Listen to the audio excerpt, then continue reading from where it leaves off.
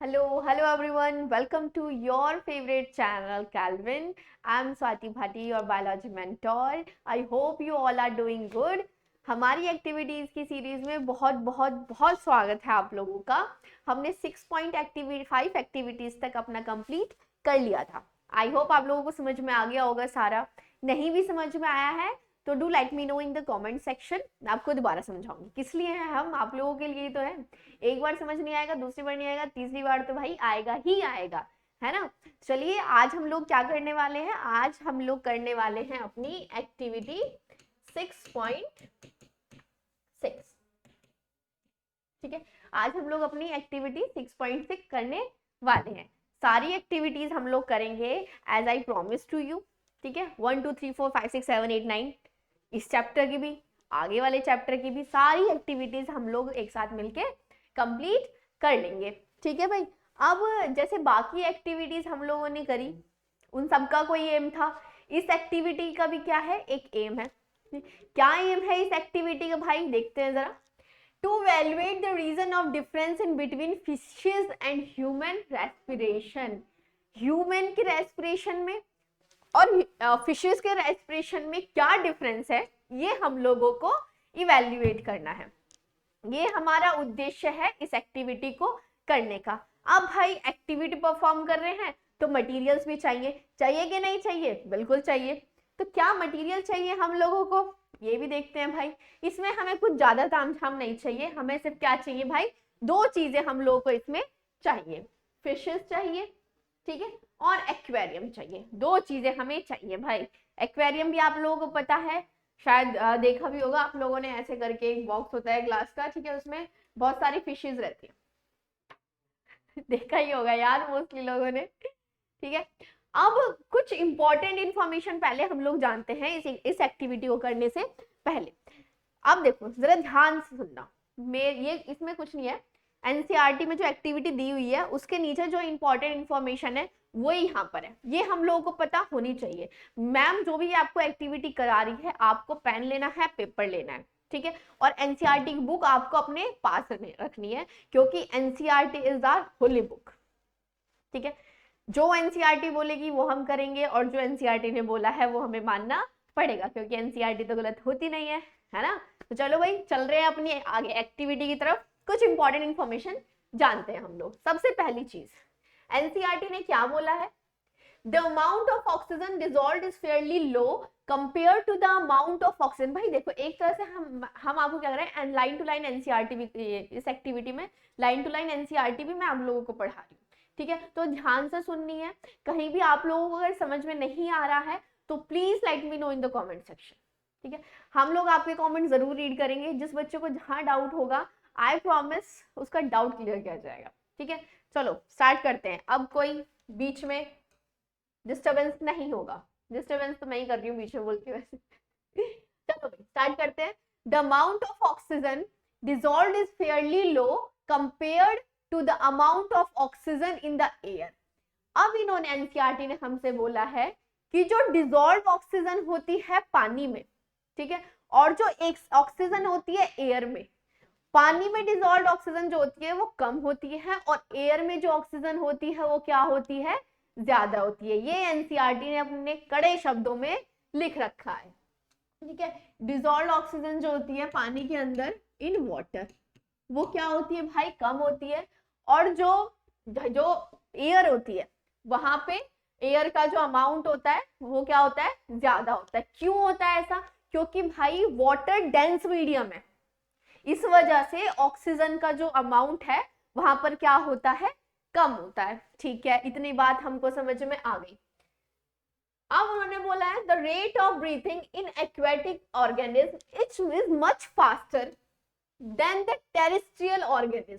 अब भाई यहाँ पे आती है दो बात। अब इधर देखो, इन्होंने बोला डिजॉल्व ऑक्सीजन जो है, डिजॉल्व ऑक्सीजन जो है पानी में वो कैसी है, कम।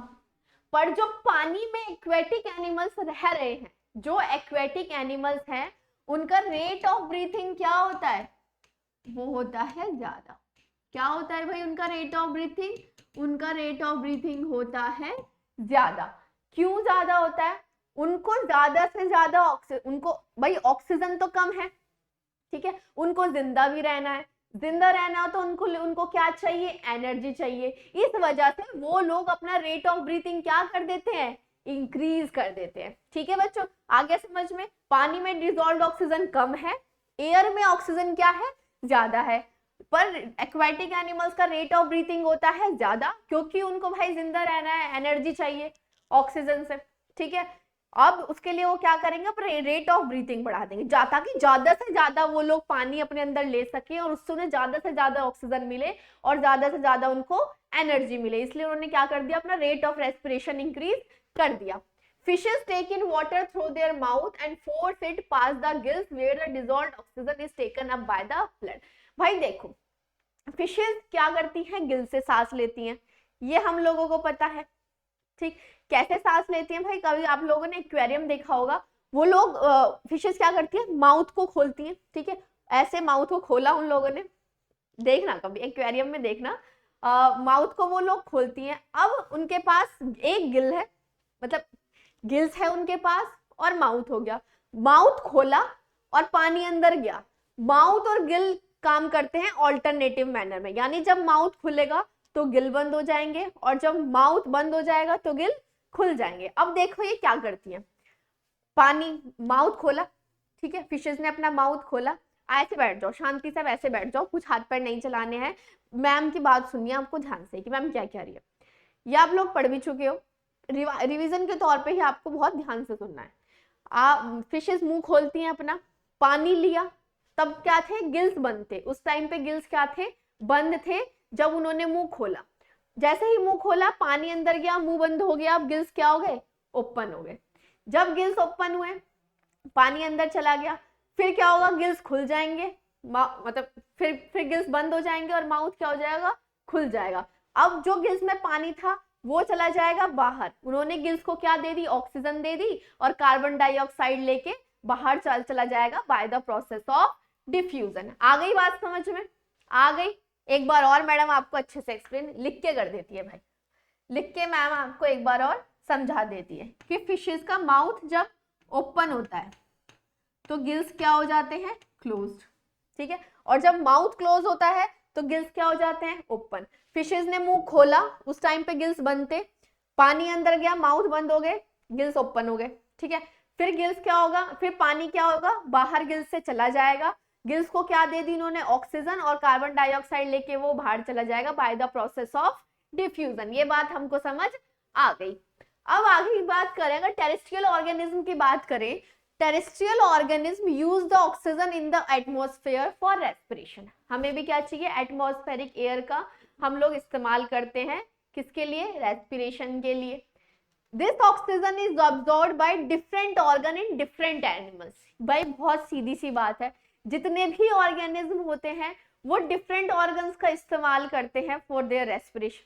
ठीक है, हमारे पास क्या है, लंग्स है, फिशेस के पास क्या है, गिल्स है, फ्रॉग के पास कुछ और है। ठीक है, all these organs have a structure that increase the surface area which is in contact with the oxygen rich atmosphere। उन ऑर्गेनिज्म के पास एक ऐसा ऑर्गन होता है जो उस मतलब क्या बोलते हैं, रेस्पिरेशन के लिए सरफेस एरिया को इंक्रीज कर देता है। फॉर एग्जाम्पल ह्यूमन बींग्स के पास सरफेस एरिया को इंक्रीज करने के लिए क्या होते हैं, एल्वियोलाई। ठीक है, एल्वियोलाई का काम आप लोगों को पता है, इंक्रीज सरफेस एरिया, ये सरफेस एरिया को इंक्रीज कर देता है।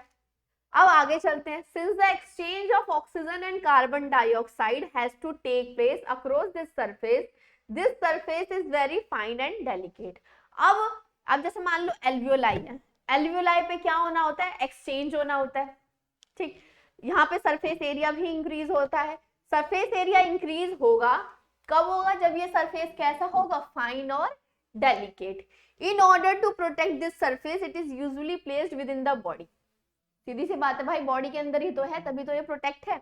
So there have to be passage that will take air to this area. अब ये पैसेज होता है पूरा, हम लोगों ने अपना डायग्राम कंप्लीट कर लिया था रेस्पिरेटरी सिस्टम का कि कैसे पूरा पैसेज है, नॉस्ट्रल से ब्लड तक कैसे एक्सचेंज होता है गैसेस का, ये हम लोगों ने पढ़ लिया था। In addition, there is a mechanism for moving the air in and out of this area where the oxygen is absorbed. भाई ये पूरा मैकेनिज्म होता है कि ऑक्सीजन कैसे अंदर जाती है, कार्बन डाइऑक्साइड कैसे बाहर आती है और ऑक्सीजन ब्लड के अंदर कैसे एब्जॉर्ब हो जाती है। ये थी हमारी इंपॉर्टेंट जानकारी जो भी हमको अच्छे से समझ आ गई। अब चल रहे हैं भाई आगे, ठीक है। अब हमने क्या क्या ऑब्जर्व किया, क्या ऑब्जर्व किया भाई हमने ये ऑब्जर्व किया कि भाई फिशेस का जो ब्रीथिंग रेट है वो ज्यादा होता है। फिशेस का रेट ऑफ ब्रीथिंग क्या होता है बच्चों, फिशेस का rate of breathing, sorry, fishes का रेट ऑफ ब्रीथिंग क्या होता है, वो ज्यादा होता है। क्यों होता है, क्योंकि पानी में डिजॉल्व्ड ऑक्सीजन जो होती है वो कम होती है। ज्यादा से ज्यादा वो अपने अंदर पानी ले सके, ज्यादा से ज्यादा वो अपने अंदर ऑक्सीजन ले सके, इस वजह से वो अपने रेट ऑफ ब्रीथिंग को क्या कर देती है, इंक्रीज कर देती है। ठीक है, ये हमने इस एक्टिविटी से ऑब्जर्व किया। अब ऐसा क्यों हुआ, ठीक है भाई, हम थोड़ा सा इस एक्टिविटी को एक्सप्लेन कर देते हैं। हमने काम भी कर लिया, हमने मतलब एम भी पता लगा लिया कि एम क्या था इस एक्टिविटी का, मटेरियल भी हमें पता चल गए, ठीक है। अब थोड़ा सा एक्टिविटी को समझते हैं।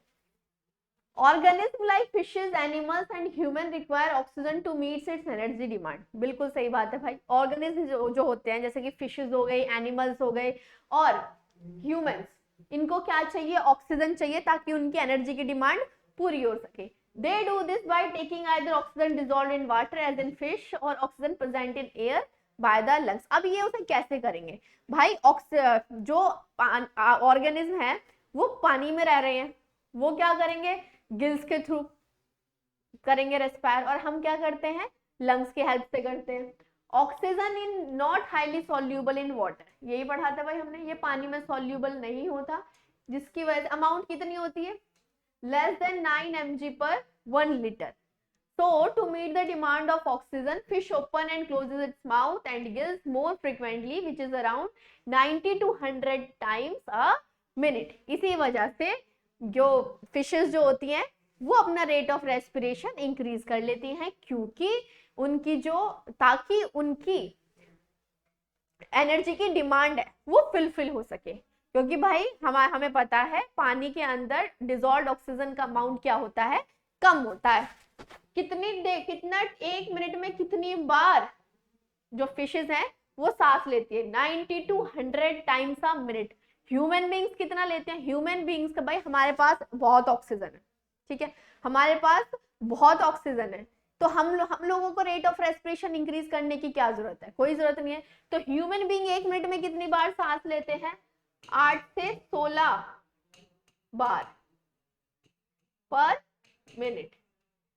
1 मिनट में एक ह्यूमन बींग्स 8 से 16 बार तक क्या करता है, सांस लेता है, ठीक है। ये दोनों टाइम हमें पता चल गए। फिशेस का कितना है, 90 to 100 टाइम्स पर मिनट, और ह्यूमन बींग्स में कितना है, 8 to 16 टाइम्स पर मिनट। सीधी बात है, फिशेस का रेट ऑफ रेस्पिरेशन क्या होता है, ज्यादा होता है। अब चलते हैं एनसीईआरटी पे। एनसीईआरटी ने क्या बोला है, observe fish in an aquarium. हमने क्या किया, एक एक्वेरियम लिया और फिशेस को ऑब्जर्व करना है उसमें, ठीक है। They open and close their mouth and gill slit और the operculum which cover the gill slit behind their eyes are also open close are the timing of the opening and closing of the mouth and gill slits coordinate in same manner? No, ठीक है। Ma'am ने अभी आपको बताया था जब mouth open होंगे तो गिल क्या होंगे, क्लोज, ठीक है। जब गिल्स क्लोज होंगे तो माउथ क्या होगा, ओपन, ठीक है। Count the number of time the fish opens and closes its mouth in a minute, ठीक है। ये आप लोगों को करना है। Compare this to the number of times you breathe in and out in a minute. अब कंपेयर करना है, फिशेस का कितना था भाई, 90 to 100 टाइम्स पर मिनट, और अपने से अगर इसे कंपेयर करें तो कितना होगा, 8 से 16 टाइम पर मिनट, ठीक है भाई, समझ आ गया। कंपेयर कर लिया। इन लोगों ने हमें बोला था कि एक एक्वेरियम लो, उसमें देखो फिशेस कैसे माउथ को ओपन कर रही हैं, किस तरह से सांस ले रही हैं। इन्होंने हमसे पूछा कि, इन्होंने हमसे बोला कि फिशेस के और ह्यूमन के रेस्पिरेशन को क्या करना है, कंपेयर करना है, जिसमें हम लोगों को ये पता चला कि पानी जो है एक बहुत ही डेंस मीडियम है जिसमें डिजोल्व ऑक्सीजन का अमाउंट क्या होता है, कम। एयर में डिजोल्व ऑक्सीजन का अमाउंट होता है ज्यादा। इस वजह से एक्वेटिक एनिमल्स का रेट ऑफ रेस्पिरेशन क्या होता है, हायर होता है as compare to terrestrial organism. कितना होता है फिशेस में, 90 to 100 पर मिनट, और ह्यूमंस में कितना होता है, 8 to 16 times per minute. I hope you like the session, I hope you like our activity session. और अगर आपको समझ आया है तो लाइक द वीडियो, ठीक है, सब्सक्राइब द चैनल। दोबारा मिलेंगे नेक्स्ट एक्टिविटी के साथ, क्योंकि हमें अपनी सारी एक्टिविटीज क्या करनी है, कंप्लीट कर देनी है। तब तक के लिए हंसते रहें, मुस्कुराते रहें और पढ़ाई करते रहे।